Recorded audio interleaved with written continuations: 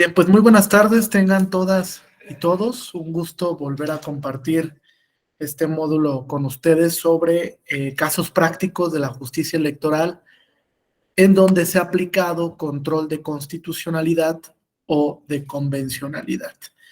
Vamos a comenzar con un pequeño preámbulo. Les voy a explicar la metodología para estas dos sesiones. Vamos a hablar primero sobre el control difuso, cuál ha sido el desarrollo de este modelo de control en el sistema jurídico mexicano, desde luego enfocado a la justicia electoral. Posteriormente, vamos a ver algunas particularidades del control en el sistema jurídico mexicano, del control difuso.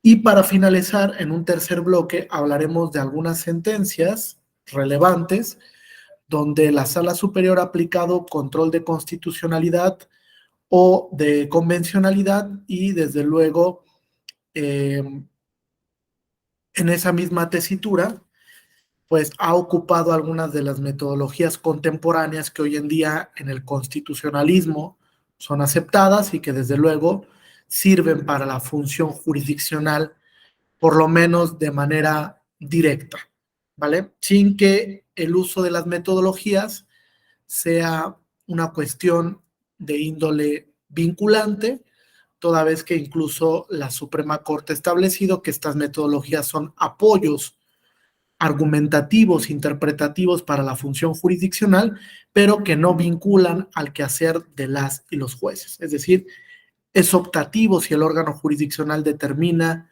emplear o no una determinada metodología para el ejercicio de control constitucional o de control de convencionalidad. Entonces, les voy a compartir la presentación, si me apoyan cuando la estén visualizando, y vamos a comenzar el desarrollo de la sesión. No sé si hasta aquí tengan alguna duda, pregunta, comentario. ¿Todo bien? Perfecto. Se ve bien ahí, ¿verdad? Bien. Un poquito más grande.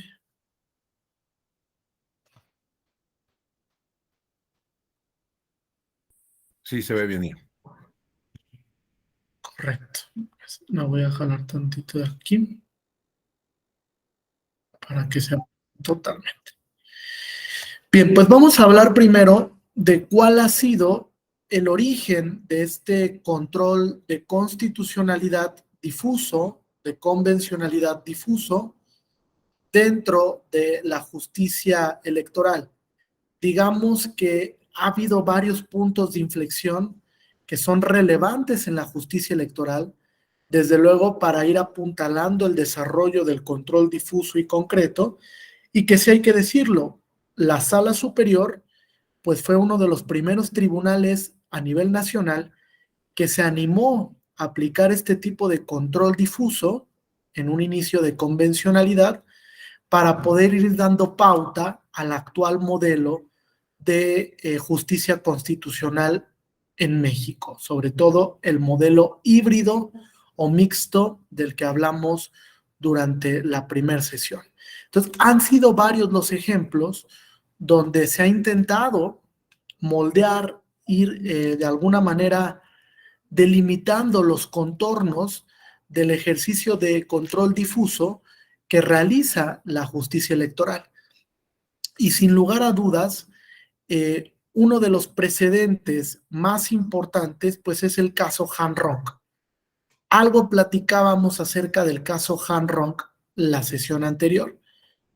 Este caso fue paradigmático dentro de la justicia electoral y desde luego respecto del control difuso de constitucionalidad y de convencionalidad, porque fue la primera vez donde se analizó si una norma, en este caso la Constitución de Baja California, respetaba o no el estándar internacional, con una especial referencia a los artículos 25 del Pacto Internacional de Derechos Civiles y Políticos, así como los numerales 23, 29 y 30 de la Convención Americana.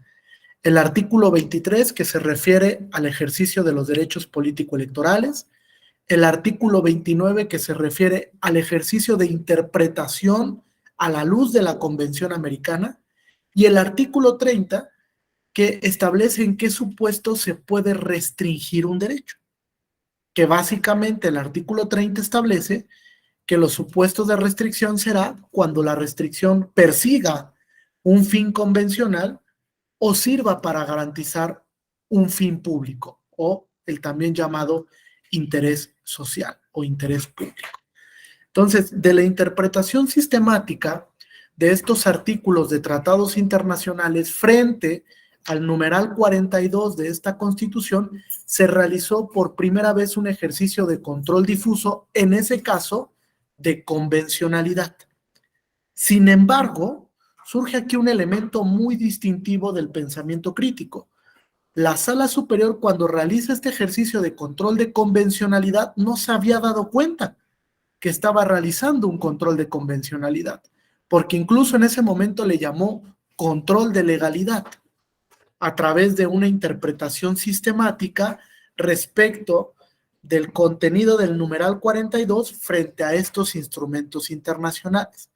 En esencia, ¿qué establecía el artículo 42, que fue la norma sujeta a control? Esa norma de la Constitución de Baja California establecía que quienes tuvieran el carácter de presidente municipal, entre otros, dentro de la localidad, no podían ser elegibles. Es decir, durante el periodo de su encargo, pues no podrían competir por el cargo para gobernador del estado, por ejemplo, aun cuando se separaran del cargo como presidente municipal o como presidenta municipal. Entonces hablábamos de una restricción al ejercicio de un derecho fundamental de naturaleza político-electoral. En ese caso, pues el derecho a ser votado, es decir, a participar para poder contender en el cargo del gobernador del estado de Baja California. Como se trata de una restricción, fíjense, hoy en día la justicia electoral ha aceptado que las normas que restringen derechos, su regularidad constitucional se tiene que analizar a la luz de algo que se denomina test de proporcionalidad. Supongo que algunos de ustedes lo conocen. Es una metodología que primero surgió en el Tribunal Federal Constitucional alemán, que uno de los grandes precursores de la metodología es el profesor Dieter Grimm y Robert Alexy, y que después la metodología vino a América Latina. Primero a la Corte Constitucional Colombiana, y México por primera vez recoge esa metodología en una sentencia donde analizó las causales de divorcio en el 2008, incluso antes de la reforma constitucional en materia de derechos humanos. Entonces, esta metodología hoy en día se ocupa para verificar si la restricción es o no compatible con lo que llamamos bloque de constitucionalidad.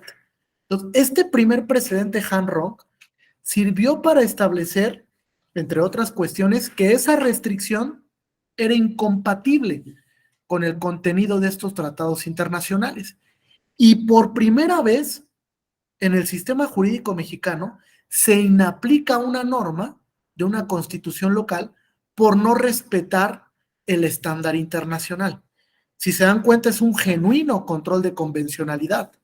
Dados los parámetros de la norma internacional y el resultado material del control constitucional, la consecuencia directa fue que se inaplicara la norma por ser una restricción no proporcional o desproporcional del derecho a ser votado.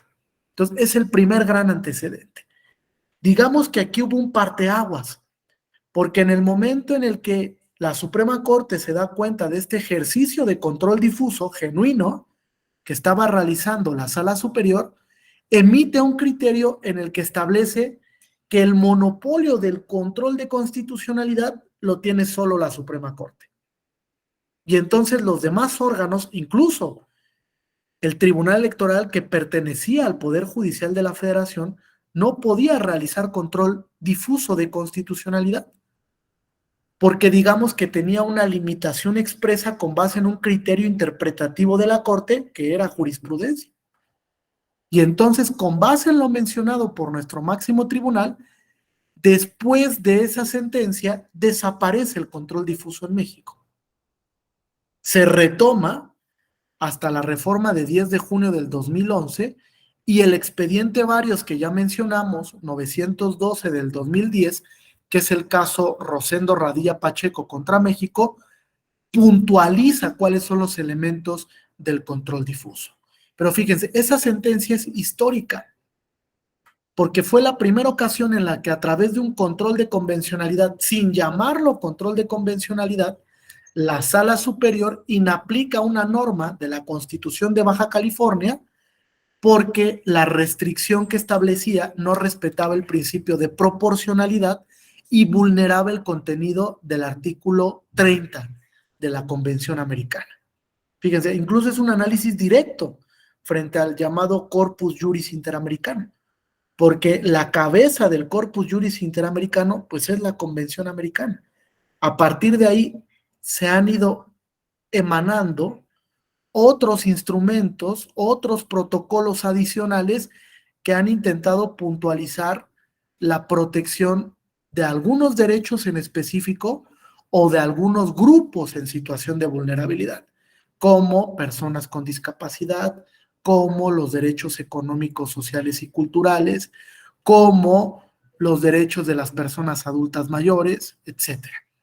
Entonces, a partir de la convención se han originado otros tratados que son protocolos adicionales que en su conjunto conforman el Corpus Juris Interamericano. De hecho, hay un texto, se los voy a recomendar, que publicaron ya hace un par de años la profesora Mariela Morales y el profesor Eduardo Ferrer MacGregor, que se llama Jus Constitutionale Comune en América Latina. Es este texto. Está gratuito en la biblioteca del Centro de Estudios Constitucionales de Querétaro. Y uno de los artículos, escrito por don Sergio García Ramírez, habla precisamente de la conformación del Corpus Juris Interamericano y hace puntualizaciones muy interesantes sobre cómo se ha fortalecido este cuerpo normativo de derechos en el sistema interamericano a través de la jurisprudencia de la Corte.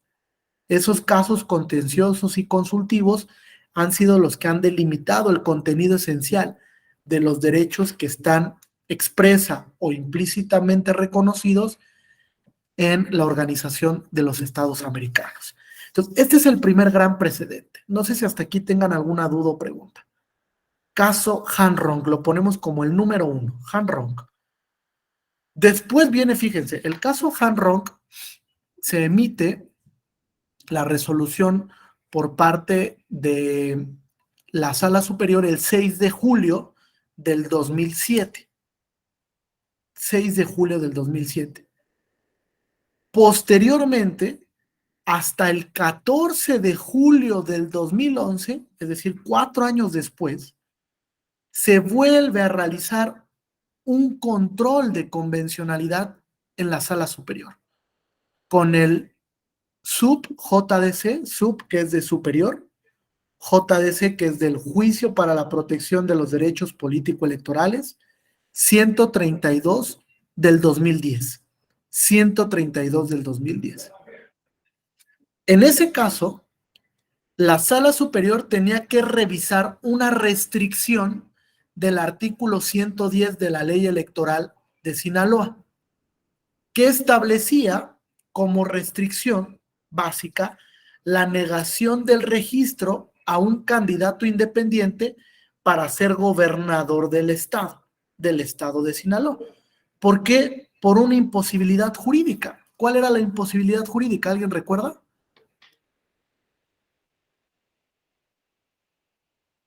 No existían en ese momento las candidaturas independientes. De hecho, se vinculó en ese momento con un caso que llega al sistema interamericano. Lo recordarán ustedes. ¿Cuál era? Este caso muy conocido que resuelve la Corte Interamericana sobre una candidatura independiente para la presidencia de la República. Castañeda. El caso Castañeda-Gutmann, en efecto. Recordando ese caso Castañeda-Gutmann, que fue la primera vez donde la Corte Interamericana realizó un test de proporcionalidad, fíjense, la primera vez, para verificar si la restricción de ser candidato independiente era o no convencionalmente válida, la Sala Superior recoge ese criterio y dice, bueno, en México no está regulado el tema de las candidaturas independientes y como no está regulado, tengo una imposibilidad jurídica para pronunciarme sobre si la restricción para que tú como candidato independiente aspires a la gobernatura de Sinaloa es constitucional o no.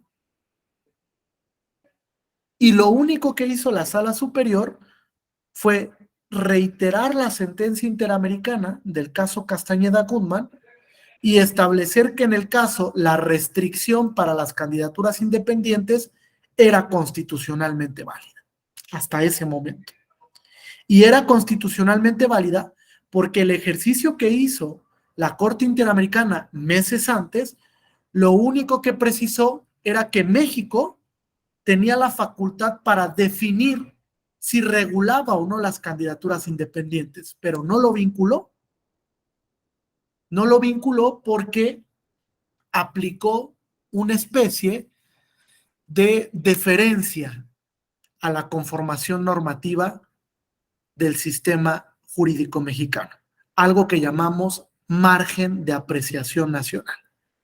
Es decir, le dijo México, pues aquí tú tienes libertad configurativa. Si tú crees que es idóneo regular un sistema de candidaturas independientes, pues hazlo. Y si no lo consideras así, pues el sistema de partidos políticos será la vía por la que las y los ciudadanos puedan aspirar a un cargo de elección popular. Entonces, si se dan cuenta, lo único que hizo en este caso la Sala Superior fue retomar el criterio interamericano a través de algo que llamamos diálogo jurisprudencial. Tal vez lo han escuchado, donde un juez nacional dialoga con una sentencia de otro tribunal, de un tribunal supranacional, que puede ser internacional, o un tribunal de otro país, y a través de ese ejercicio argumentativo, pues trae a contexto una sentencia que puede servir de fundamento para la resolución de su caso en concreto. Ese diálogo jurisprudencial se ha intensificado porque la Suprema Corte ha establecido que todas las sentencias de la Corte Interamericana son vinculantes para el Estado mexicano. Entonces hay un criterio de vinculatoriedad que establece que los jueces tienen la obligación de dialogar con el precedente interamericano y establecer evidentemente si un criterio emitido por la Corte resultará o no aplicable a su caso en concreto, a través de un análisis de las premisas fácticas.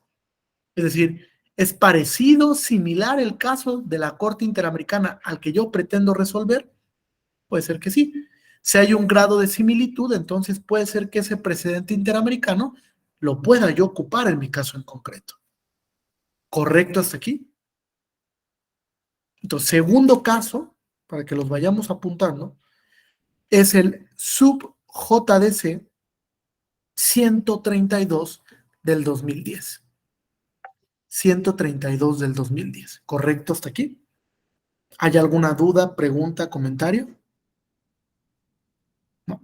Vamos a finalizar esta primera parte con un tercer caso, que también es emblemático para ir fijando, digamos, los orígenes de este diálogo intenso que ha tenido evidentemente la Sala Superior con algunos criterios de la Corte Interamericana o incluso a través de un control de constitucionalidad, pues en sentido estricto. Este caso se emite en el 2015. Es el recurso de reconsideración, subrec 538 del 2015. En este caso, la Sala Superior determinó la inaplicación de una porción normativa que limitaba la presentación de pruebas supervenientes hasta antes de la audiencia de pruebas y alegatos. Dicha porción se estaba analizando respecto del artículo 312 de la ley electoral para el Estado de Nuevo León. Digamos que aquí volvemos a entrar en el ámbito de una restricción, ¿están de acuerdo? Te restrinjo la posibilidad de que puedas aportar pruebas supervenientes hasta antes de la audiencia de pruebas y alegatos.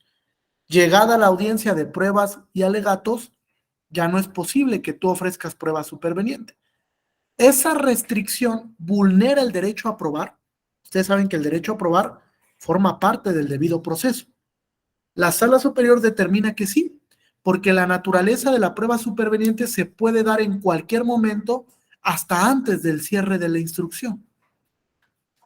Antes del cierre de la instrucción, donde ya se desahogaron las pruebas y el expediente pasa a un estado de dictado de resolución o de dictado de sentencia. Entonces, entendió que esta restricción limitaba también la posibilidad de probar dentro de un proceso jurisdiccional. No superó un test de proporcionalidad. Retoma la Sala Superior la puntualización de que tratándose de restricciones legales creadas por el legislador democrático al ejercicio de derechos políticos democráticos o derechos que tengan que ver con el correcto funcionamiento de la justicia electoral, la metodología que se va a utilizar es el test de proporcionalidad. De hecho, es la metodología que estadísticamente más ocupa la justicia electoral en estos días. ¿Correcto hasta aquí? ¿Alguna duda, pregunta? No, bueno, este fue como un pequeño preámbulo, ¿vale? De cómo se ha ido desarrollando los contornos del control difuso. Vamos a hablar ahora de algunas particularidades que me parecen esenciales en el sistema jurídico mexicano. Primero, como ya lo habíamos adelantado, el modelo que tenemos en México es un modelo híbrido, difuso por todos los órganos jurisdiccionales y concentrado por la Suprema Corte de Justicia de la Nación. La gran diferencia entre el control difuso y el control concentrado es que el control difuso solo conlleva la posibilidad de inaplicación de la norma. Solo la puedo inaplicar. Mientras que el control concentrado, que es un control en abstracto, tiene la posibilidad de una declaratoria de invalidez, o como lo llamó Kelsen, una declaratoria de anulación de la norma. Se anula, deja de surtir efectos jurídicos esa norma para el sistema respectivo. La conjunción de estos dos sistemas nos lleva al modelo mixto que tenemos actualmente en México.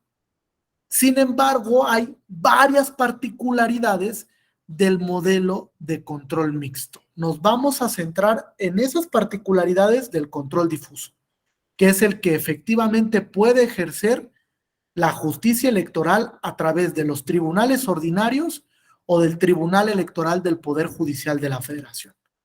¿Cuáles son estas particularidades que me parece muy importantes? Primero, a partir de la reforma de 10 de junio del 2011, vino una transición hacia el llamado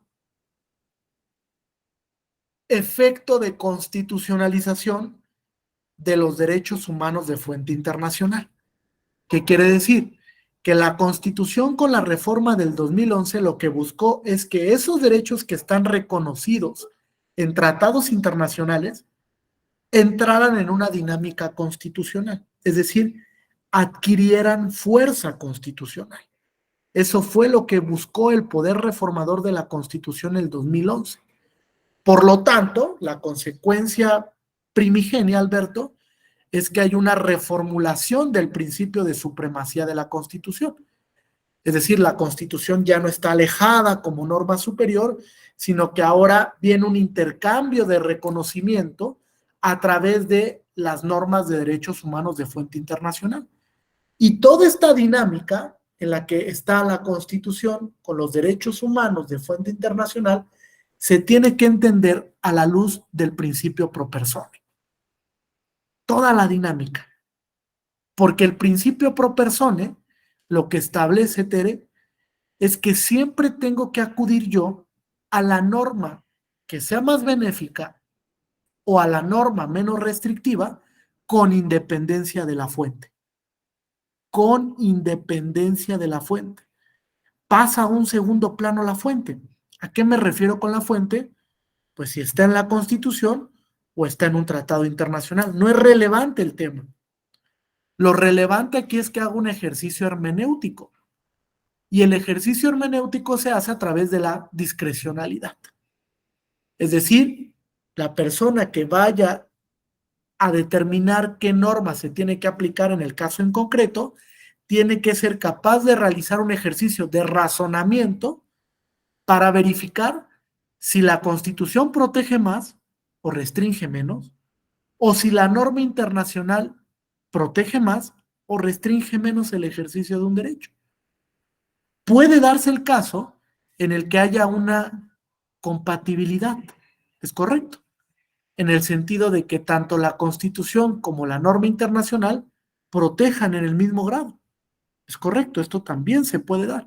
Y si es así, entonces habrá que aplicar ambas fuentes normativas, tanto la Constitución como el derecho internacional. Entonces, es una dinámica en la que se está buscando, primero, ampliar el contenido o la gama de derechos.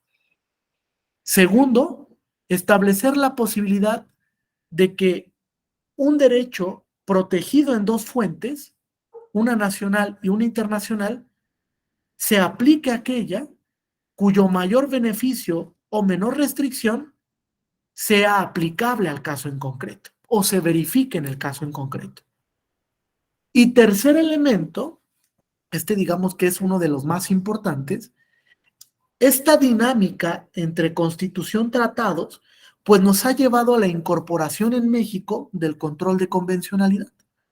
Hoy en día, la justicia electoral realiza un control de convencionalidad difuso a través de esta convergencia interpretativa.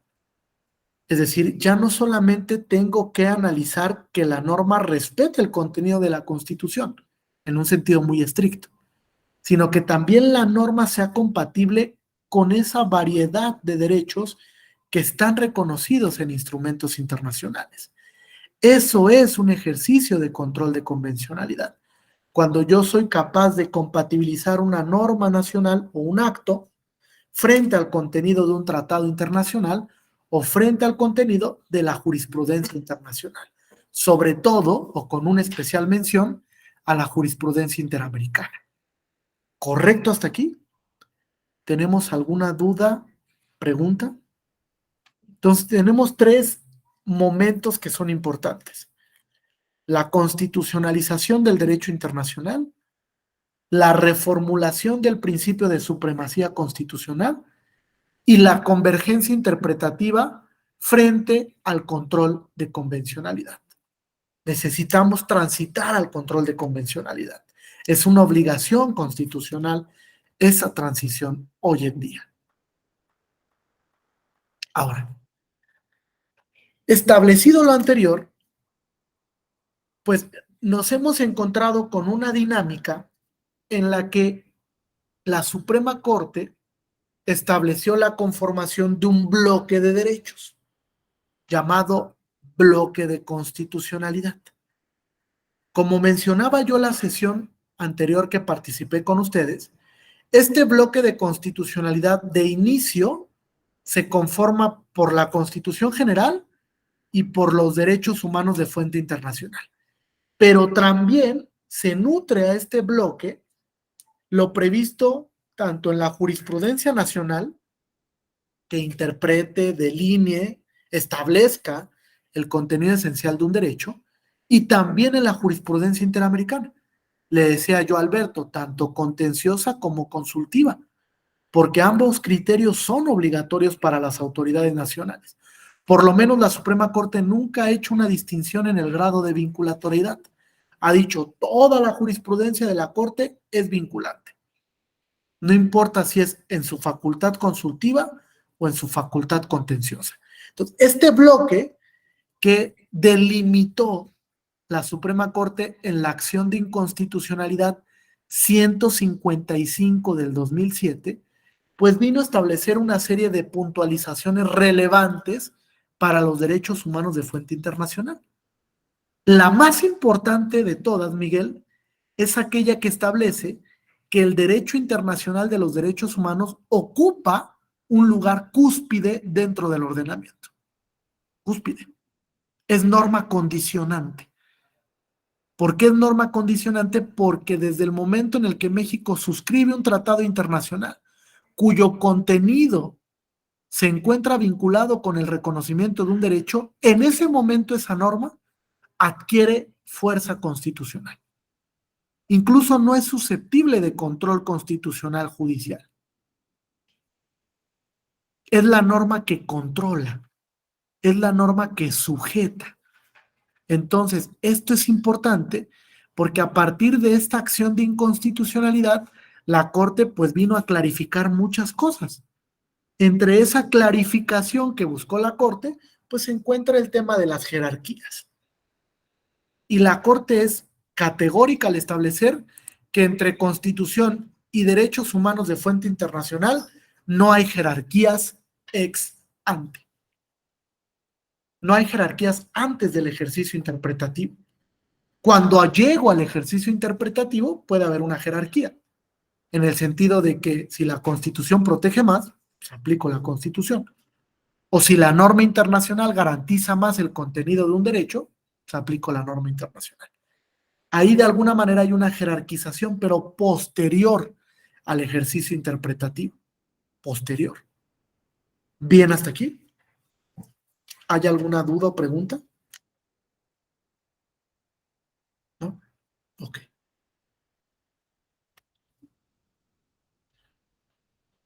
Luego entonces, a partir de esto que nos dijo la Corte, pues viene una distinción en lo que es el bloque y lo que representa el parámetro de control.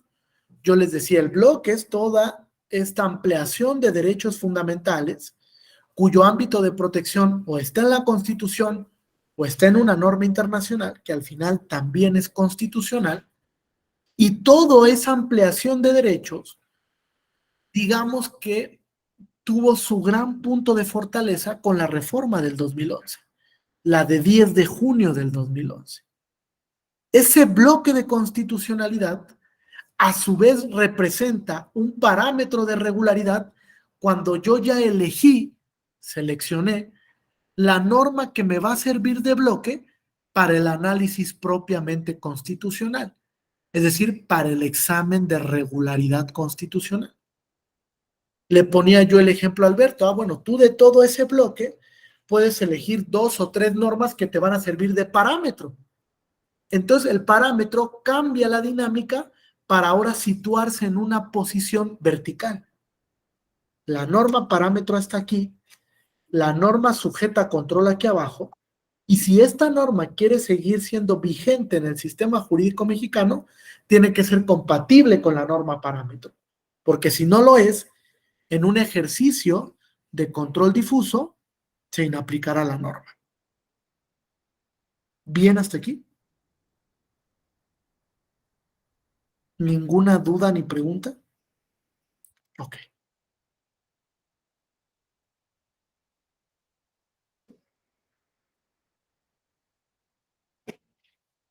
Hecho esto, pues hay 4 sentencias que son criterios relevantes de lectura obligatoria para entender la conformación del bloque. La acción de inconstitucionalidad 155 del 2007, otra de la que ya hablamos, la contradicción de tesis 293 del 2011, una tercera, el expediente varios 1396 del 2011, y la cuarta es el amparo en revisión 476 del 2014. 476 del 2014. Digamos que en esas 4 resoluciones se concentra la mayor cantidad de criterios interpretativos para la conformación del bloque de constitucionalidad, del parámetro de regularidad constitucional. Entonces, me parece que es esencial la lectura de estas determinaciones. Y es esencial porque a partir de esta jurisprudencia nacional, pues se ha intentado explicar incluso cuáles son los alcances del control constitucional y del control de convencionalidad. Hoy en día existe una metodología, yo creo que muchos de ustedes la conocen. Es una metodología que propuso en el 2021 el ministro Gutiérrez Alcántara Carranca. ¿Vale? Esta metodología, fíjense, se las voy a compartir antes de que lleguemos al tema de los casos prácticos, porque digamos que trató de explicar cuáles son los pasos que se tienen que seguir para realizar un correcto ejercicio de control de constitucionalidad. Por lo menos uno que pudiese ser asertivo. Asertivo en el sentido de que guardara un orden, de que guardara una metodología. Y se explicó este criterio en una jurisprudencia de la Suprema Corte de Justicia de la Nación. Entonces, fíjense, les voy a compartir el criterio para que lo veamos.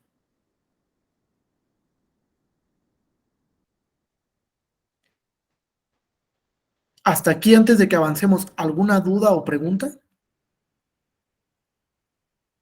Si alguien tiene alguna, puede prender su micrófono, ¿vale?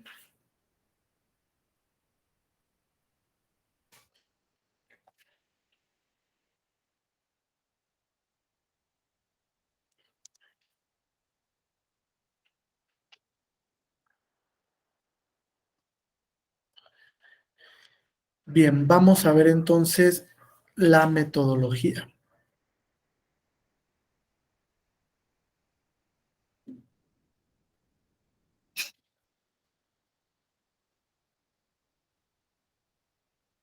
Bien, ahí ya se está visualizando.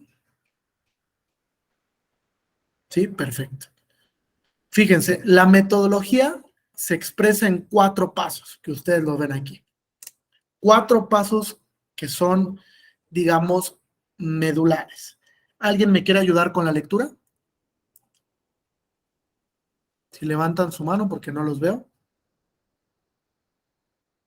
¿No? Horacio, Jorge, Alberto, Tere, ¿alguien?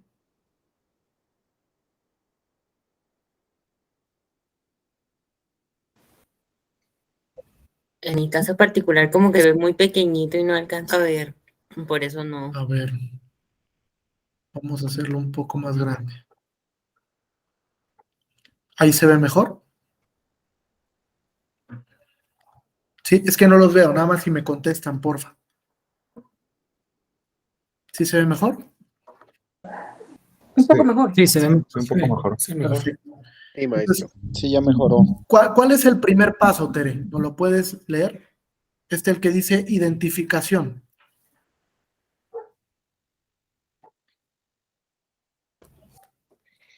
Identificación. Identificar el derecho humano que considere podría verse vulnerado en atención a las circunstancias fácticas del caso, mientras que se desprenden de la narración del titular del derecho o del caudal probatorio que obre en el expediente. Fíjense, el primer paso, dice la Suprema Corte, es identificar el derecho que está siendo vulnerado por la norma o por el acto de una autoridad o de un particular. Porque ustedes saben que hoy en día hay una reformulación de la teoría clásica de protección de los derechos. Los derechos no solo son oponibles a la autoridad, también a los particulares, que es la tesis de la eficacia horizontal de los derechos fundamentales. Entonces, identificas el derecho.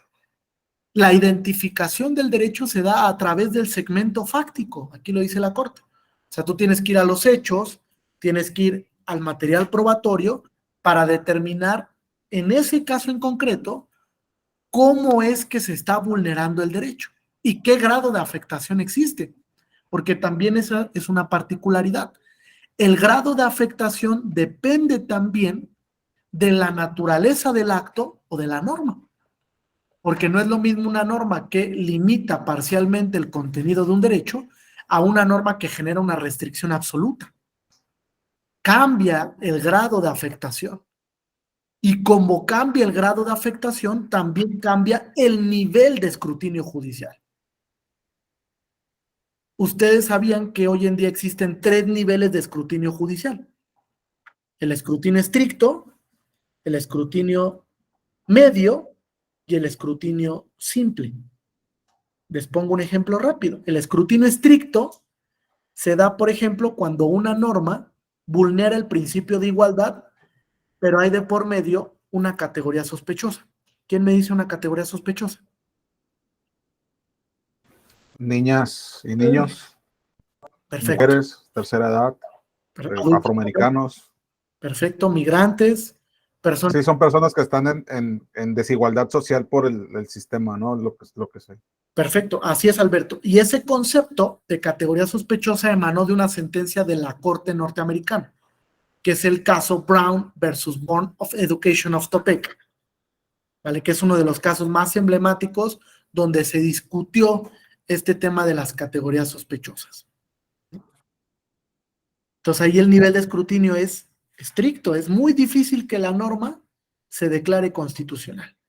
Después tenemos el escrutinio medio. La Corte ha dicho, en el escrutinio medio, el claro ejemplo es el test de proporcionalidad de un escrutinio medio. Ejemplo de ello, una sentencia que ustedes conocen muy bien.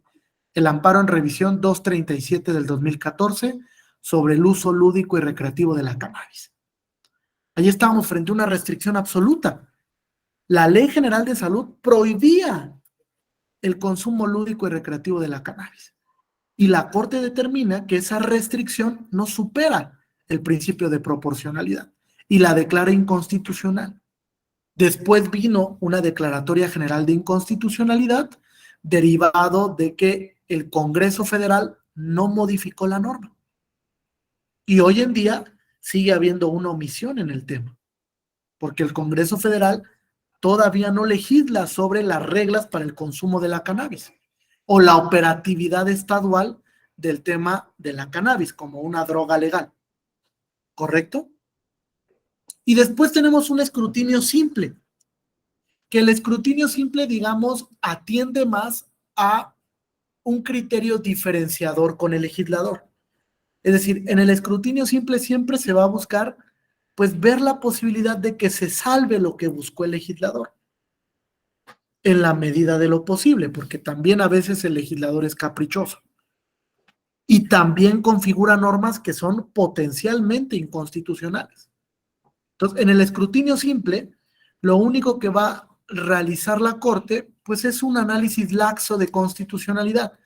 ¿En qué supuesto se da esto? En el tema de impuestos, por ejemplo, en el tema de contribuciones de mejora, en el tema, por ejemplo, en el que exista un supuesto de deferencia entre dos grupos, pero donde no esté una categoría sospechosa. Adelante. Como por ejemplo el caso Uber versus taxi, que es un caso donde había una deferencia, pero no estaba de por medio una categoría de protección especial. Luego entonces el nivel de escrutinio que se realiza ahí es un escrutinio simple, ¿correcto? Entonces 3 niveles de escrutinio, dependiendo la naturaleza de la norma, ¿se dan cuenta? Entonces, primer paso de esta metodología, identificar el derecho humano afectado. Vamos al segundo paso. Jorge, ¿nos ayudas? Lo comparto para que lo vean. Adelante, Jorge.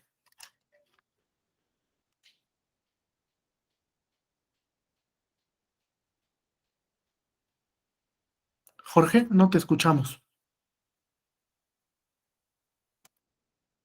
¿Sí? Creo que tiene problemas con su micrófono. Bueno, ahorita que lo solucione Jorge, mientras, Miguel, ¿me ayudas? Ahí está, Sí, Miguel. claro. 2. Fuente del derecho humano. Determinar la fuente de ese derecho humano, es decir, si éste se encuentra reconocido en sede constitucional y o convencional, y fijar su contenido esencial, es decir, explicar en qué consiste a la luz tanto de su fuente primigenia como de la jurisprudencia desarrollada por el tribunal encargado de interpretación final de la fuente. Perfecto. Fíjate, Miguel, aquí hay un punto muy importante y también muy problemático. Demasiado, no tendría que ser tan problemático, pero sí que lo es en la práctica judicial. La fuente. En esta metodología, si tú te das cuenta, la Corte no hace distinciones entre fuente constitucional e internacional, ¿están de acuerdo? Dice, tú verifica de dónde viene el derecho. El derecho puede venir en la Constitución o puede venir en un tratado internacional o en la jurisprudencia internacional, no importa. Tú ubica la fuente. Esa ubicación de la fuente se da porque la Corte ha entendido, hasta 2022, que evidentemente no puede existir una jerarquización de la Constitución respecto de la norma internacional. O sea, yo no puedo jerarquizar la Constitución per se frente a un derecho reconocido en un tratado internacional, porque tienen la misma calidad normativa. Sin embargo, entra el tema de la restricción constitucional. Y el tema de la restricción constitucional nos lleva a un lugar muy oscuro para el ejercicio del control judicial. Porque lo que provoca es que el órgano jurisdiccional ya no pueda decidir sobre la fuente. Ya no puede. Aquí la Corte lo dice. Pero cuando hay una restricción, el juez o la jueza ya no puede decidir entre si aplica como fuente el tratado o aplica la Constitución, porque únicamente debe estarse a lo que marca la Constitución. Y entonces aquí se rompe con esa metodología que propuso la Corte en esos supuestos de restricciones. Y yo les dije, ¿recuerdan la sesión anterior? ¿Cuántas restricciones hay en la Constitución? 89 restricciones a derechos. 89 que afectan a poco más de 100 grupos diferentes de personas. Entonces sí es complejo el tema. Y es complejo sobre todo para la actividad jurisdiccional. Ahí el juez sí tiene una labor mayúscula para poder ubicar cómo clarificar el tema de la fuente. Y si está en aptitud, Miguel, de elegir entre la fuente nacional y la fuente internacional. Porque, ¿qué creen? Habrá supuestos donde el juez no puede elegir, donde solo se tenga que estar a lo que marca el contenido constitucional. ¿Correcto? ¿Alguna duda en cuanto a este segundo paso de la fuente? No, ok. Vamos entonces al tercer paso. ¿Qué nos dice el tercer paso? ¿Quién me ayuda? ¿Ya me escucho, perdón? Sí, adelante. 3. Estudio de constitucionalidad y convencionalidad. Análisis de la norma sospechosa de inconstitucionalidad e inconvencionalidad a la luz del contenido esencial del derecho humano y determinar si éste es contravenido. Perfecto. Muy bien, Jorge. Para este punto, es indispensable establecer, fíjense, para verlos a todos. Ahorita vamos al último punto. Para este punto es indispensable establecer que todas las normas gozan del principio de presunción de constitucionalidad. Todas las normas. Es decir, cuando yo empiece a realizar un ejercicio de control, lo primero que tengo que hacer es verificar que la norma pueda ser compatible con el contenido constitucional o del derecho internacional para salvar su compatibilidad, para garantizar el principio de presunción de constitucionalidad de la norma. Desde luego que aquí entra también el tema de presunción de convencionalidad. Cuando no sea posible esto, cuando no pueda hacer un ejercicio llamado de interpretación conforme, entonces sí puedo llegar a la inaplicación en un control difuso o a la invalidez en un control concentrado. ¿Vale? Sí puedo llegar. Pero ese lugar, el lugar de la inaplicación, el lugar de la invalidez, es el último al que hay que aspirar. Es decir, no puede ser la regla general estar inaplicando normas nada más porque sí, o estar invalidando normas nada más porque sí. Porque incluso eso iría en contra de la propia dinámica del principio de certeza. Cuando se invalida una norma, se crea un vacío normativo en el sistema. Y eso provoca falta de certeza, inseguridad jurídica dentro de las y los gobernados.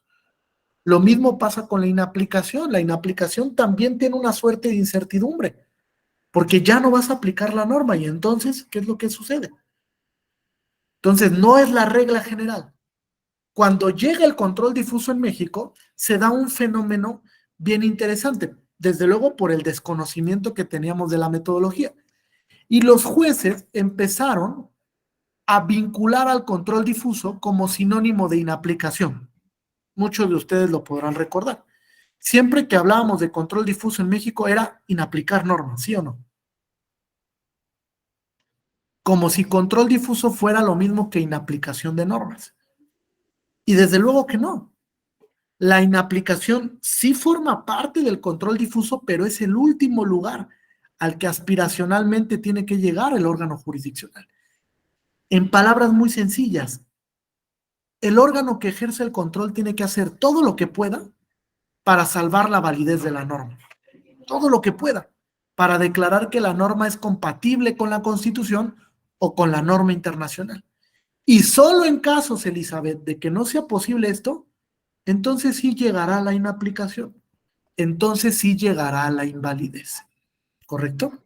Este es un punto muy importante, porque incluso en algunos cursos, cuando yo he tratado este tema, me dicen, no, es que una cosa es la interpretación conforme y otra cosa es el control difuso. No, muchachos. La interpretación conforme es una metodología que forma parte del control difuso o del control concentrado. Y es una metodología que yo debo utilizar cuando tengo duda sobre la constitucionalidad de la norma. Tengo duda, no estoy seguro. Es que la norma admite dos o más interpretaciones. Si yo interpreto la norma de esta manera, es inconstitucional. Pero si la interpreto de esta otra, es compatible con la Constitución. Aquí viene la pregunta, ¿qué interpretación se tiene que preferir? ¿La primera o la segunda?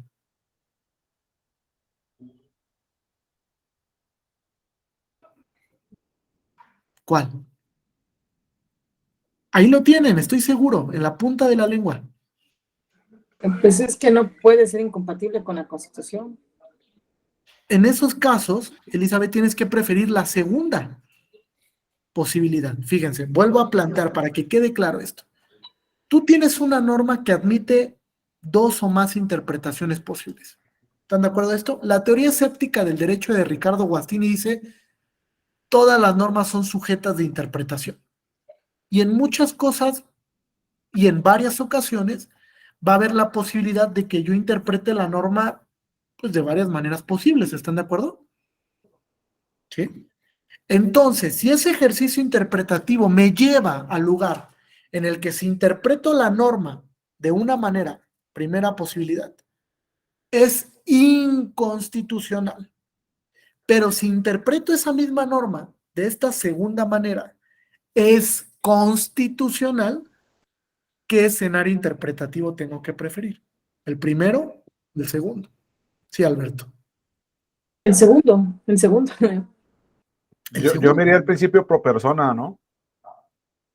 Es que mira, Cualquiera de las dos circunstancias que le apliquen de mayor beneficio. Ya entrando, porque al final son principios y al ser principios ambos están primero, ¿no? el principio pro Este es lo persona, bonito de esto ya de la confrontación, ¿no? De la colisión de derechos, que es donde está, que literal, pues no todo es blanco, no todo es negro, sino que hay tonalidades de gris. Y ya tendríamos que, no recuerdo el autor que habla de la bomba, ¿no? En la bomba y el terrorista, que qué hago. O sea, si le hago daño, pues puedo salvar a 50,000 personas, pero si no le hago daño, pues eso, pero ya. Sí, no, estoy de acuerdo. Esto es para debatir, fíjate. Yo creo que la aplicación del principio pro persona toma vigencia un paso antes, cuando elijo la norma, en la fuente. El segundo paso dice fuente, ¿recuerdan? Y la fuente dice, tú elige qué norma, si la norma constitucional o la norma de derecho internacional. Y ahí evidentemente, Alberto, tú vas a elegir la norma que te va a servir de parámetro o que sea más benéfica o que sea menos restrictiva, ¿vale? Para el ejercicio de control. Después, en el escenario interpretativo, evidentemente que puede caber la posibilidad de aplicar el principio pro persona nuevamente, porque ustedes saben que el principio pro persona tiene dos vertientes. ¿Sí lo sabían? Ok, criterio de selección de normas y criterio de selección de interpretaciones. De normas, pues no les queda duda, ¿no? Aplicar la norma más benéfica o menos restrictiva. De interpretaciones, Alberto, es la interpretación o que sea más benéfica para la persona o que sea menos restrictiva en el caso en concreto. Ahora, fíjate en el planteamiento. Si la norma admite dos interpretaciones posibles, dos, y de esas dos interpretaciones posibles, tú tienes la obligación como órgano jurisdiccional de preferir aquella que haga a la norma compatible con la Constitución, porque con ello salvaguardas el principio de presunción de constitucionalidad. El segundo paso será que esa interpretación sea la más benéfica entre todas o la menos restrictiva de las posibles. Y les voy a poner un ejemplo para que quede más claro. Ustedes conocen a la Unidad de Inteligencia Financiera, supongo que sí, ¿no? Porque también ha jugado un papel relevante para la justicia electoral, ¿eh? Es una institución que depende de la Secretaría de Hacienda y Crédito Público. Bueno, hay una disposición expresa que faculta a la Unidad de Inteligencia Financiera para el bloqueo de cuentas bancarias. ¿La conocen? Sí, que está en la Ley de instituciones de crédito, si no me falla la memoria, ¿no? Y ese artículo establece que la UIF puede bloquearte una cuenta bancaria cuando una persona puede estar sujeto, por ejemplo, a una investigación de orden criminal, a una investigación penal. Bueno, esa norma llegó a control constitucional a la Suprema Corte. Y la Suprema Corte tuvo que interpretar el contenido de la norma, fíjate, Alberto, para salvar su constitucionalidad y para explicar cómo aplicar la norma con base en el mayor beneficio para las personas. ¿Y qué fue lo que hizo la Corte? Es una sentencia interpretativa, ¿vale?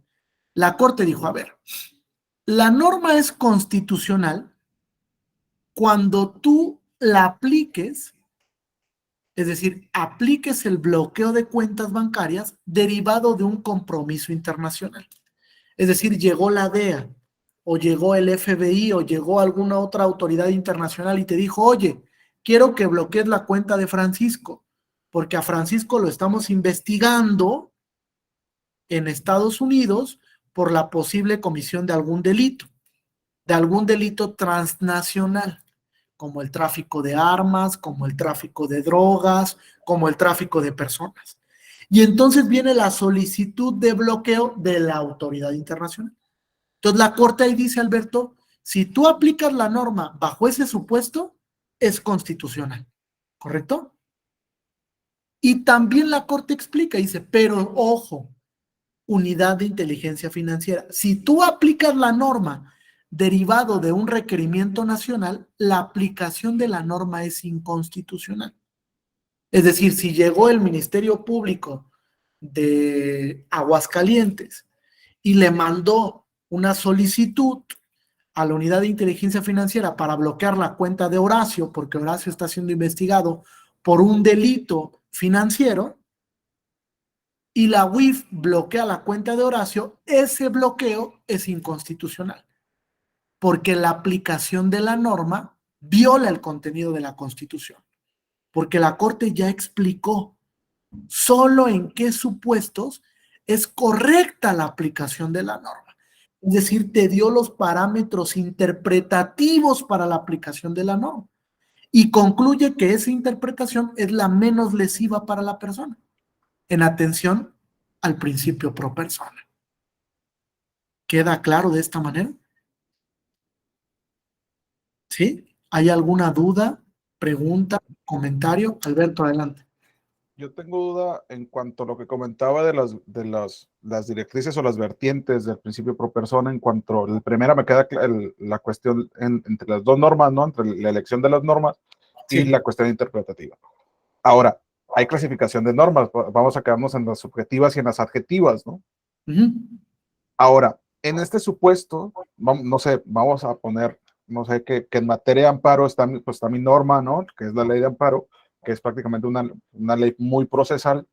Si hay alguna ley que a mí me beneficia procesalmente hablando, cualquier otra norma nacional o federal, yo podría, sin duda alguna, solicitarle al juez que me aplique en esta atención la norma procesal que más me beneficia. Sin duda alguna, aquí también está el derecho en cuanto que la norma especial deroga la general, ¿no?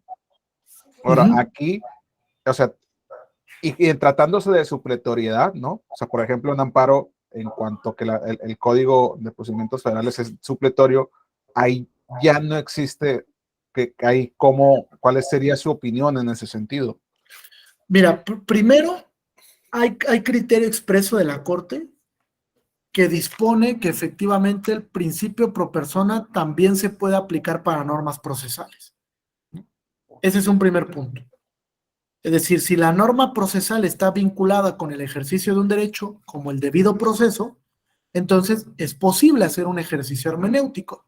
Es decir, pensemos en una norma que no es muy clara en cuanto al plazo para la interposición de un recurso, o una norma que tiene una antinomia interna, que dice, en un apartado 5 días y en otro apartado 10 días. La Corte ha dicho, puedes aplicar principio pro persona y aplicar la norma que más beneficie en el caso en concreto.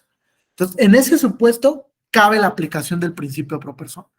Ahora, en cuanto al tema de la supletoriedad, viene a colación primero el análisis sobre cómo aplicar la supletoriedad.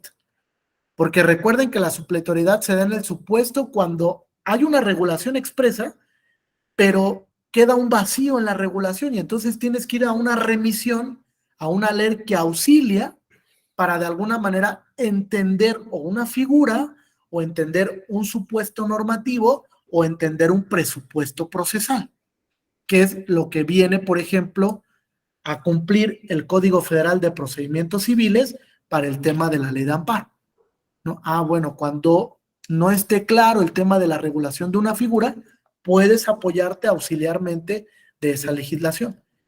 Y si el apoyo de esa legislación es aplicable al caso en concreto, ¿cabe la aplicación del principio pro persona?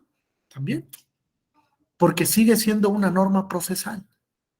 Solamente que hay que tener cuidado en que la aplicación hermenéutica del principio se dé frente a un derecho, porque a veces no está de por medio un derecho.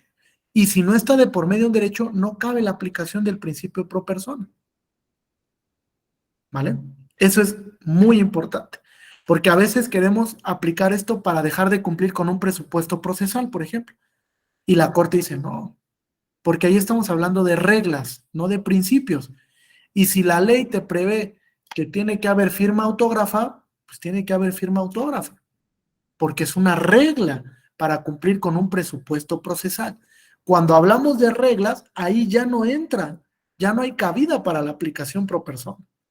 Tendríamos que buscar otra metodología argumentativa o interpretativa para poder establecer si se cumplió o no con ese requisito. Fíjense, les pongo un ejemplo. Durante la pandemia se dio mucho en sala superior que se remitían demandas por correo electrónico. Y los institutos electorales y los tribunales electorales lo que decían de una manera muy sencilla y sin una lectura asertiva de el acceso a la justicia, que como la remisión o la presentación por correo electrónico no estaba regulada, se tenía por no interpuesta la demanda. Así de simple. Es decir, sin un análisis fáctico del contexto que se estaba viendo en la pandemia. Cuando esos casos llegan a sala superior, la sala superior dijo no, porque la aplicación de esa regla está vinculada con un derecho, que es el derecho de acceso a la justicia y tutela judicial efectiva. Entonces, si la demanda se presentó en tiempo y había una imposibilidad material para presentarse ante el instituto o ante el tribunal, porque incluso, fíjense, se dieron algunos supuestos donde no trabajaba el instituto, no trabajaba el tribunal, no había quien recibiera la demanda. Entonces, la única vía de comunicación era el correo electrónico, porque no estaba regulado el tema de la justicia digital. Entonces, si está una imposibilidad material para presentarlo físicamente y la única vía de acceso es el correo electrónico, tú no puedes negar la constitución. porque estarías vulnerando el contenido esencial del derecho de acceso a la justicia. Entonces, en un control constitucional, ahí la Sala Superior dijo que se admitan esas demandas para garantizar el derecho de acceso a la justicia, a pesar de que haya una ausencia regulatoria, a pesar de que no esté el supuesto de remisión o presentación por correo electrónico de una demanda. ¿Correcto? Adelante, Alberto. Recuerdo haber visto una tesis jurisprudencial, a lo mejor me falla la memoria, no tengo muy presente el número de use de su registro, pero que establecía que la dispensa de requisitos procesales no era violatorio de derechos humanos. Por ejemplo, todos conocemos las formalidades, ¿no? O la formalidad en cuanto al amparo del bajo protesta de decir verdad, ¿no? Que en base a esta tesis, que no se podría dispensar ese formalismo y por tanto no sería, o sea, es interesante, ¿no? Porque caso por caso, Sí. ya pues sin duda alguna la Suprema Corte a veces nos abre la puerta y de repente nos cierra poquito, entonces sí es muy, muy interesante. Nada más. Pero creo que también hay formalismos muy absurdos, ¿no? Sí, claro. O sea, hemos llegado al absurdo en muchos casos. Por ejemplo, el clásico juez de amparo que te requiere o te previene en una demanda porque no manifestaste bajo protesta de decir verdad en los hechos. Fíjense, el juicio de amparo es un juicio constitucional de buena fe. De buena fe para todos, ¿eh? Tanto para el quejoso como para las autoridades, porque en muchas ocasiones el juez de amparo le cree de buena fe a la autoridad. Entonces, si es un mecanismo de control constitucional de buena fe, ¿para qué te sirve que el quejoso manifieste que los hechos se vierten bajo protesta de decir verdad? Es un juicio de buena fe, partimos de ahí. Y si el quejoso le mintió a la autoridad jurisdiccional, pues habrá que darle vista a la autoridad ministerial para que investigue el delito correspondiente, porque ahí se configura la comisión de un delito, falsedad ante autoridad judicial, ¿no? Entonces, bueno, ahí hemos caído en absurdos un tanto, a veces hasta ilógicos, ¿no? Y otros que sí entran en el debate de la admisibilidad del presupuesto procesal, como por ejemplo el tema de la presentación autógrafa de la demanda, ¿no? Ese es un tema que se discutió mucho durante la pandemia por COVID-19, donde incluso escaneaban la demanda a los actores y la mandaban por correo electrónico y la autoridad decía ausencia de firma autógrafa, porque pues es una demanda escaneada, yo no tengo aquí la demanda física para ver si se estampó de puño y letra la firma. Y la Sala Superior dijo, a ver, las condiciones de la pandemia ahorita no permiten que una persona acuda físicamente a presentar una demanda. Entonces, si está otro medio de comunicación electrónico actual, contemporáneo, como el correo electrónico, y se está presentando la demanda escaneada con la firma autógrafa que se ve claramente por parte de la persona, pues entonces no hay necesidad para desechar, ni para una prevención como algunos tribunales lo hicieron. Ahí utilizó un principio la Sala Superior que viene en el artículo 17, que es el principio proacción. Ustedes lo conocen. Evitar formalismos procesales indebidos y privilegiar el análisis de fondo del asunto. O sea, vamos a entrarle al fondo para ver si hay una violación o no al contenido esencial de un derecho político electoral. Bien hasta aquí. ¿Hay alguna duda o pregunta? Sí, Tere, y tenía a Samuel también. Adelante. Bueno, yo tengo una duda respecto de cuando una interpretación favorece a unos pero perjudica a otros. En este sentido, bueno, aquí se presentó en el año pasado elecciones para la gubernatura y ayuntamientos. No voy a decir nombres ni marcas, nada más así. Un partido no tenía acreditado el 3%, con esta elección ya lo acreditó, entonces ya tuvo acceso a prerrogativas pues que tienen acceso a los partidos políticos. Lo que pasa es que ellos presentaron, pues ahora sí que su juicio electoral, me parece. El Tribunal Electoral de aquí del estado primero que nada, bueno, en el OPRE decidimos que no se le podía dar sus prerrogativas hasta iniciar el 2023. Ujú. pero en el tribunal nos dicen, no, es que ¿sabes qué? De conformidad pues con los principios, se le tiene que dar las prerrogativas al momento de que acreditaron ese 3%. Ujú. ¿Qué sucede? Que se va a Sala Regional Guadalajara y en Sala Regional Guadalajara nos dicen, no, es que el OPLE estaba en lo correcto, pero nosotros ya repartimos ese dinero, lo que era correspondiente a septiembre, octubre, noviembre y diciembre. Ahora, uno de los partidos que se vio perjudicado porque se tuvo que hacer una redistribución, dice, es que yo quiero mi dinero. Y dice, yo quiero lo que me quitaste porque Sala Regional Guadalajara dijo que no le debías de haber dado. Entonces, ¿qué pasa en ese supuesto? O sea, porque ahorita, de hecho, es un tema que está ahorita aquí en el OPLE, que nos acaba de llegar pues, ahorita en la mañana, por así decirlo. O sea, ¿qué sucede con esas interpretaciones que se puede decir que dan, por así decirlo, cierta, bueno, no cierta, protegen a una parte, pero se desprotegen otras? Fíjate, este es un tema interesante porque en la interpretación judicial siempre se van a dar esos supuestos, ¿no? Sobre todo cuando venga un caso en el que haya colisión de derechos, pues siempre la interpretación puede darse en el sentido de beneficiar a unos y afectar a otros. Es normal en el choque de principios, eso no nos tiene que dar miedo. En el choque de principios hay una regla, dice Robert Alexi. Uno de los dos va a salir victorioso. No pueden salir victoriosos los dos. Luego entonces lo que sí tienes que buscar, y esta es una regla interpretativa, es que el beneficio de uno, el mayor beneficio de uno, no incida en la mayor restricción del otro. Es decir, que la ponderación también conlleva un equilibrio. Es decir, si vas a custodiar este porque tiene una mayor relevancia en el caso en concreto, pero el derecho que quedó derrotado no puede quedar sin contenido o no puede quedar hasta acá abajo totalmente desdibujado. Siempre tienes que buscar un equilibrio sano entre el ejercicio de derechos. Entonces, habrá que ver la determinación de la sala. Primero, Tere, pues ya no hay nada que hacer, ¿no? Si la sentencia quedó firme, hay que cumplirla en sus términos, ¿no?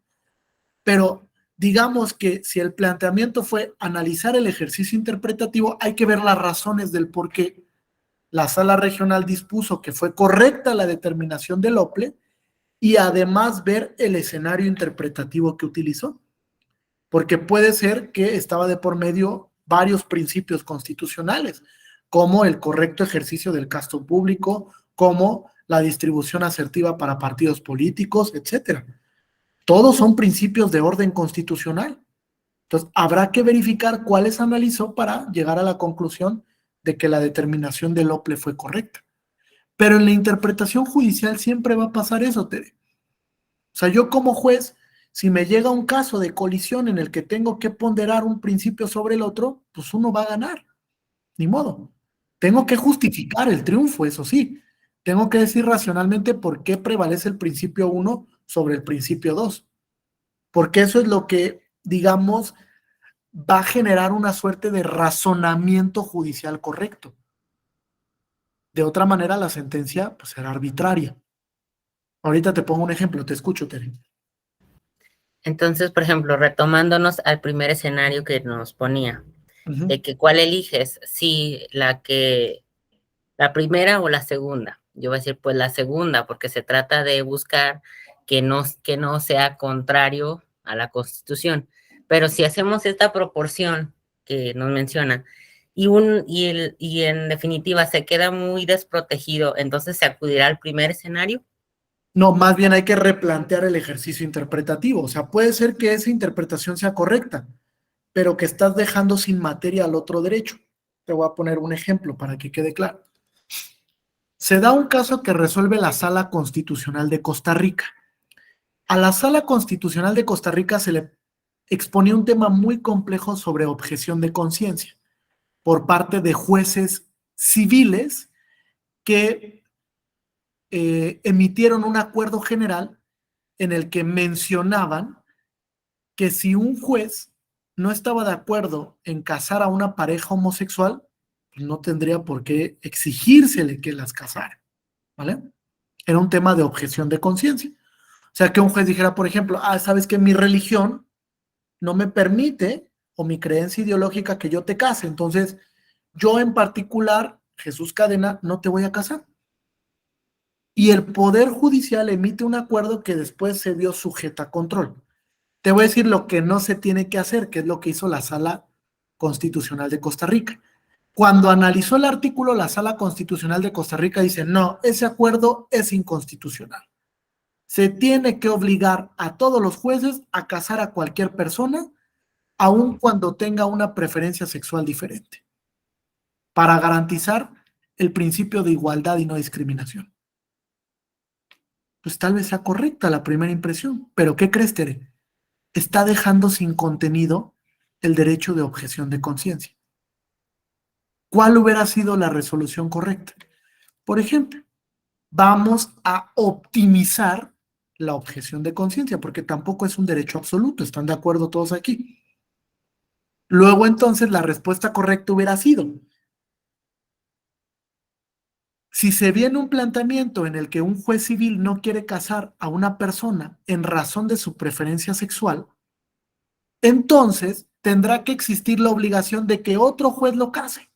Por ejemplo, Jesús ejerce su objeción de conciencia por un tema religioso. Yo no puedo casarte porque mi religión prohíbe que yo pueda casar a una pareja homosexual.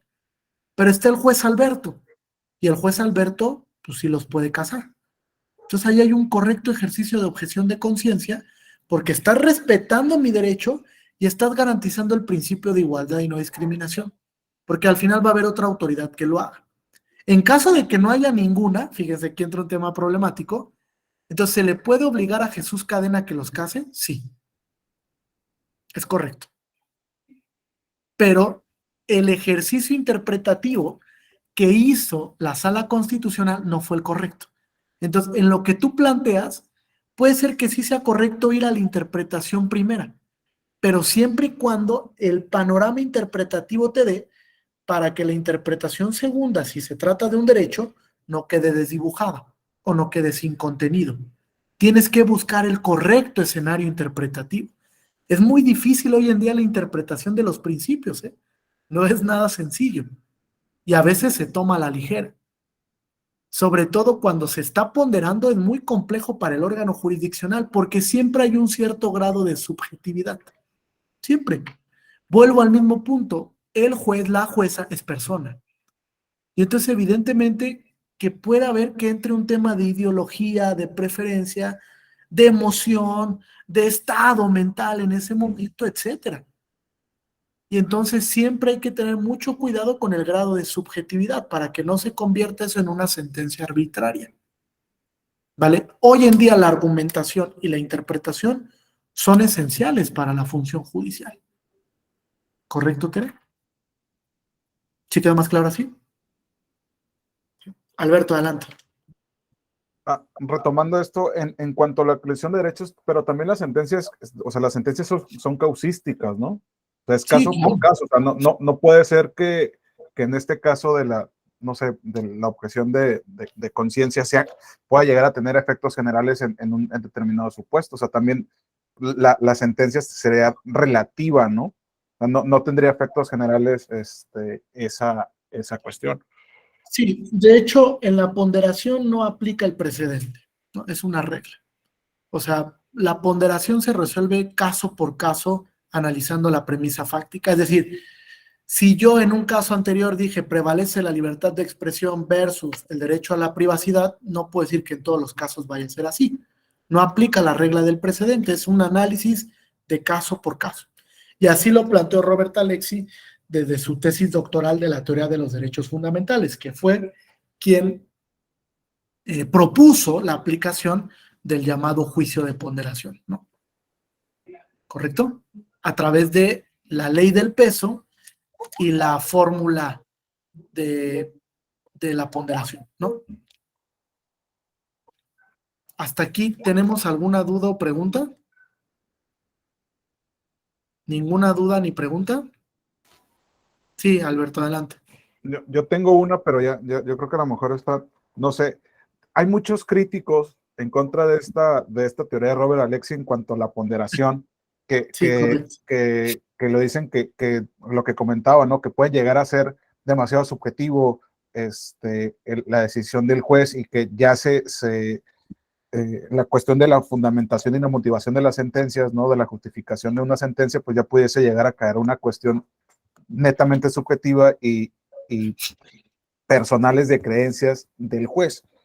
Y la respuesta es de esos críticos, bueno, a esa crítica es, pues proponme una mejor salida en una colisión de derechos. Yo no sé si me le puede hacer la pregunta cuál es su postura o cuál es su opinión al respecto. La misma. O sea, la mayoría de los críticos, de hecho hay un libro que les recomiendo de Aaron Barak, que se llama Proporcionalidad y restricciones a derechos fundamentales, que ya se tradujo al español por la editorial Palestra desde el 2019. Y en ese libro hay un capítulo destinado a la crítica de las metodologías contemporáneas, entre ellas la ponderación. Y Aaron Barak llega a la misma conclusión que llegaste tú, Alberto. O sea, hay muchas críticas para la proporcionalidad, para la ponderación, etcétera, pero las personas que critican no proponen una metodología. No hay nada nuevo. O sea, sí lo criticas, pero propone también una metodología que me pueda servir para ese ejercicio. Creo que uno de los eventuales críticos que tiene propuesta es el profesor García Amado, ¿no? Que dice, bueno, la ponderación no nos sirve, es un ejercicio netamente subjetivo, incluso intersubjetivo del órgano jurisdiccional, y él propone una metodología para no utilizar la ponderación, ¿no? Que dice algo parecido a lo de Hart, que al final los principios operan como reglas de reconocimiento, algo parecido. Por lo menos propone algo, pero la mayoría de los autores que critican el tema de la ponderación o la proporcionalidad no proponen otra metodología. ¿Con qué nos debemos de quedar? Con que son metodologías aceptadas hoy en día por los tribunales, ¿no? Por lo menos los tribunales las han aceptado. Y por lo menos los tribunales hoy en día han dicho, pues estas metodologías, buenas o no, tampoco son la panacea, pues sí nos sirven, por lo menos para llevar un orden en la argumentación que yo voy a proponer para emitir una decisión judicial. Y hoy en día se aceptan. En México, la Suprema Corte, la Sala Superior, los tribunales ordinarios, se aplican estas metodologías. Y me parece que por lo menos la metodología sí te sirve para algo, Alberto, para tener un orden en la expresión argumentativa. Y eso es ganancia, porque a veces al abogado, a la abogada le cuesta mucho trabajo la metodología en la argumentación, en el sentido de que van de una idea a otra, no terminan una idea y ya están comenzando con otra idea, hay falacias de la argumentación. Entonces, por lo menos la metodología te sirve un poco para que tenga orden lo que tú estás queriendo expresar, ya sea en un documento jurídico que estés proponiendo ante un órgano jurisdiccional o en una decisión judicial. Entonces, sí han contribuido las metodologías. O sea, si la pregunta detrás de esto es si han contribuido las metodologías, yo te diría que sí, en alguna medida, ¿no? Sobre todo han contribuido porque la actuación de los órganos jurisdiccionales se ve de a poco un tanto más pulcra en los ejercicios argumentativos. Cuando utilizan el test, cuando utilizan la ponderación, cuando utilizan alguna otra de las que veremos para los casos prácticos, ¿vale? Que ahí hay un libro que les recomiendo también. Aquí lo debo de tener.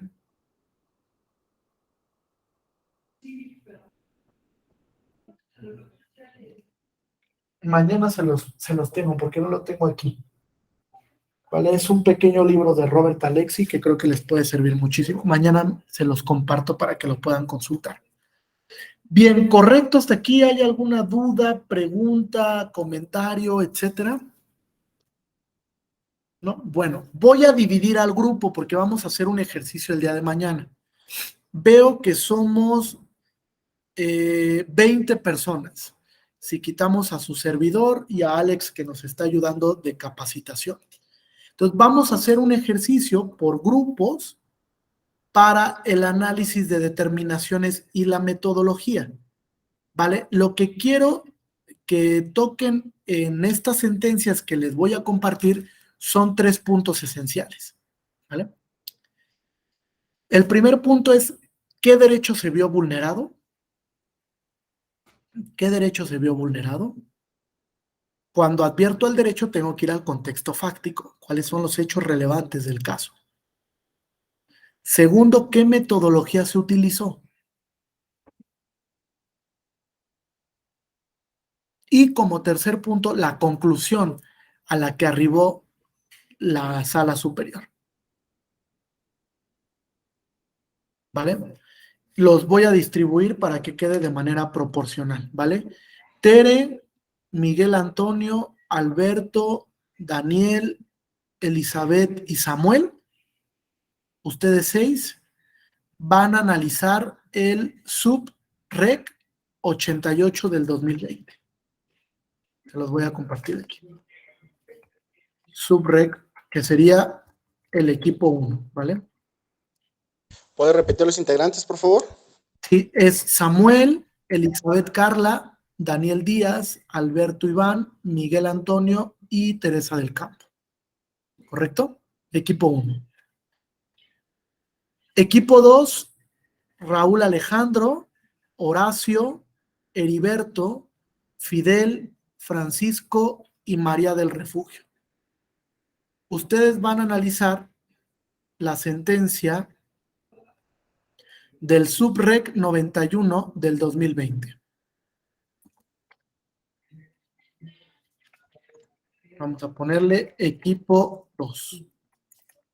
SUB-REC 91-2020. ¿Correcto? ¿Duda equipo 2? Ok. Equipo 3, Miguel Sánchez, Pablo Alberto Barrientos, Joel Valentín y Rodrigo Bernardo. Ustedes van a analizar el SUB-JDC 416 del 2021. SUB-JDC 416 del 2021. Son el equipo número 3. ¿Correcto? ¿Sí quedó claro quiénes son? Son Miguel Sánchez, Pablo Alberto, Joel Valentín y Rodrigo Bernardo.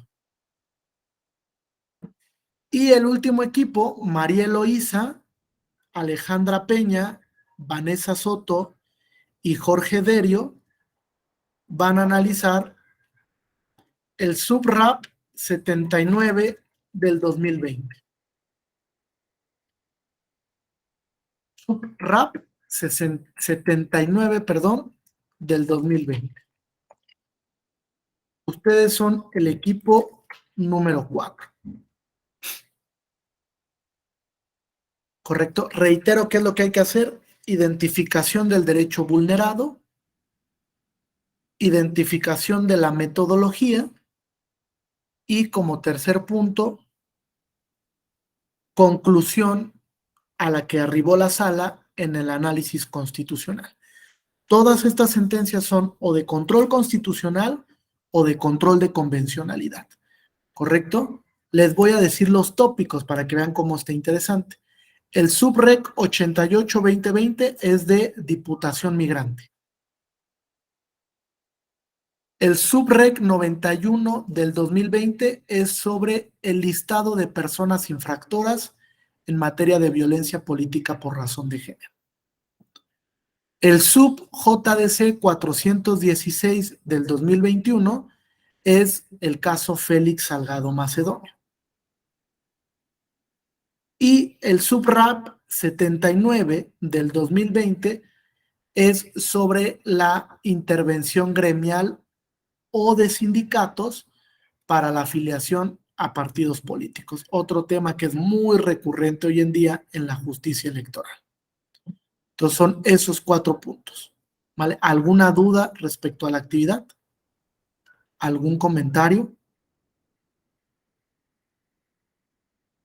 ¿No? ¿Nadie? ¿Seguros? Yo. Sí, Vanessa, adelante. ¿Tenemos que ponernos de acuerdo los integrantes del equipo o nada más es para, pues ahora sí que hacer la división de los grupos?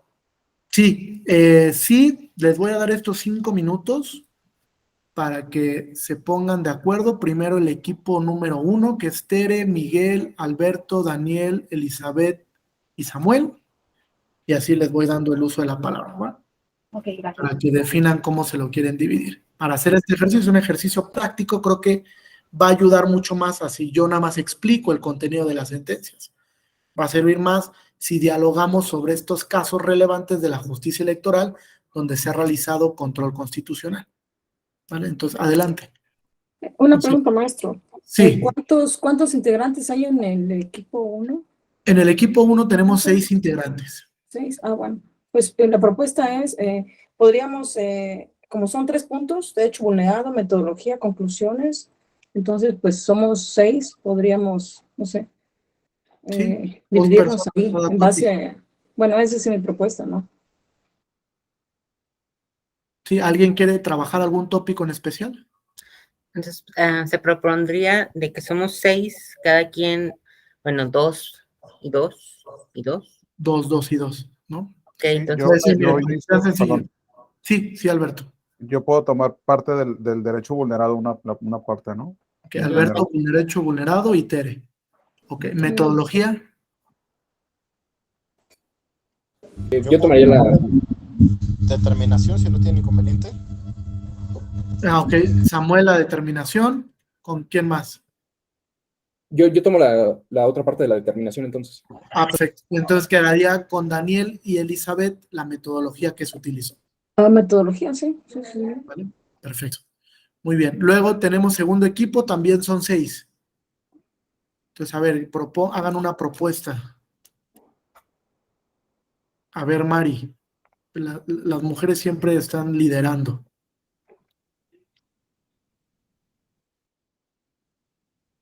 No te escuchamos otra vez, Mari, ¿cómo crees? No será tu equipo, tal vez sea tu equipo, ¿no? ¿Y ya probaste con audífonos? O tal vez el audífono no tenga micrófono. Eso también puede ser. ¿No? Bueno, a ver si para la siguiente sesión ya te escuchamos. A ver, los demás, Francisco o... Yo A ver, creo que Horacio. igual puede ser como nuestros compañeros del equipo 1. Correcto. Entonces, a ver, les pregunto, ¿derecho afectado? Yo puedo tomar derecho afectado. Horacio, ¿quién más? Para que sean 2. Pues a mí me apunta. ¿Sí? Heriberto, perfecto. Horacio y Heriberto, de derecho afectado. Después la metodología. ¿No? ¿Nadie quiere la metodología? Creo que María Refugio está alzando la mano ¿Tú, nuevamente. Mari, la metodología? Está muy interesante porque en esa sentencia que les tocó es control de convencionalidad. Entonces, bueno, control constitucional y convencional de un fundamento para crear un listado de personas infractoras. Entonces, la metodología está muy interesante, ¿eh? Igual, ¿podría repetirnos el resto de los integrantes, de favor?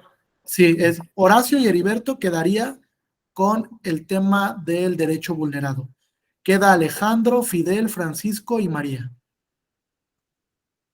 Entonces, Raúl, ¿qué te parece la metodología que la tomes con María del Refugio? Sin problema. ¿Sí? Y entonces dejaríamos las conclusiones, la parte conclusiva a Fidel y Francisco. ¿Sí? Muy bien.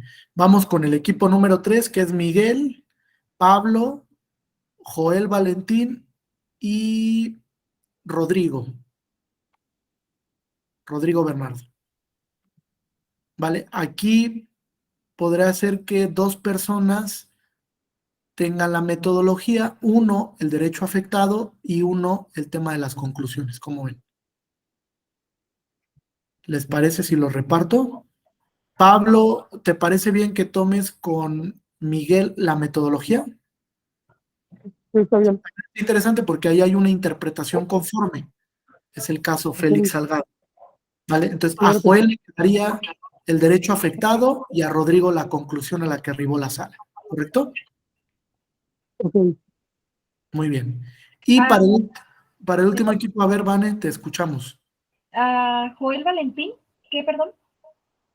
No, tú estás, Vane, con Eloísa, Alejandra Peña y No, Jorge perdón, es que Leri. mi compañero entró a una reunión con un magistrado. Ah, Entonces me pidió que anotara lo que le tocaba. Joel Valentín. Sí, Joel Valentín.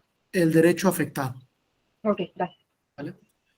Entonces, María Eloísa, igual, podría ser 2 personas la metodología, una persona el derecho afectado y otra persona la conclusión a la que arribó la sala. El derecho afectado. Ah, bueno, Jorge el derecho afectado, Vane, Sí. Eloísa. ¿Qué Derecho afectado podría tomar. Ale quiere el derecho afectado. Bueno, 2 personas puede ser derecho afectado. Ok, Vane, tú la metodología o las conclusiones, o tú, Eloísa. Sí, la metodología está bien. Metodología Vane y Eloísa las conclusiones, ¿está correcto? ¿Sí? Ok. Muy bien, entonces ya divididos perfectamente los equipos, ¿no? Entonces, van a participar, yo voy a determinar qué equipo pasa primero para la explicación de la sentencia y después vamos a hacer un pequeño debate sobre si las consideraciones a las que llevó la sala superior son correctas desde nuestra perspectiva argumentativa o no lo son, ¿vale? Las 4 sentencias son de control difuso, de constitucionalidad o de convencionalidad. ¿Correcto hasta aquí? ¿Alguna duda o pregunta? ¿No? ¿Ninguna? Perfecto. Bueno, si no es así, entonces, muchas gracias por la Maestro, atención. Sí, una pregunta. adelante. La metodología es respecto si utilizó el control difuso o el... sí, ¿verdad? La metodología es respecto de qué técnica se utilizó. Si fue un test de proporcionalidad, un control de convencionalidad, una interpretación conforme, un control constitucional en sentido estricto, un test de progresividad, etcétera. ¿Vale? ¿Qué técnica utilizó argumentativa la sala para el ejercicio de control? Gracias. ¿Sí? Perfecto. ¿Alguna otra duda, comentario? Sí, Eli, adelante. Bueno, compañero que estaba preguntando de la metodología, investigando un poquito, pues encontré el que me toca a mí y en el índice de esa sentencia viene estudio de fondo y ahí viene problema jurídico y metodología de estudio. Creo Correcto. que sería eso lo que vamos a Así checar, es. ¿no? En todas viene una metodología, ¿vale? De análisis del fondo, del planteamiento del problema constitucional que tiene que resolver la sala. Bien, ¿alguna otra pregunta? ¿No? ¿Seguras, seguros? Ok. Bueno, entonces nos vemos el día de mañana. Muchas gracias por la atención a todos y todas. Que tengan una excelente tarde. Hasta Gracias. luego. Buena tarde. Gracias. Nos vemos. Gracias, hasta mañana. Gracias igualmente. Buena tarde. Gracias, estimado Alex.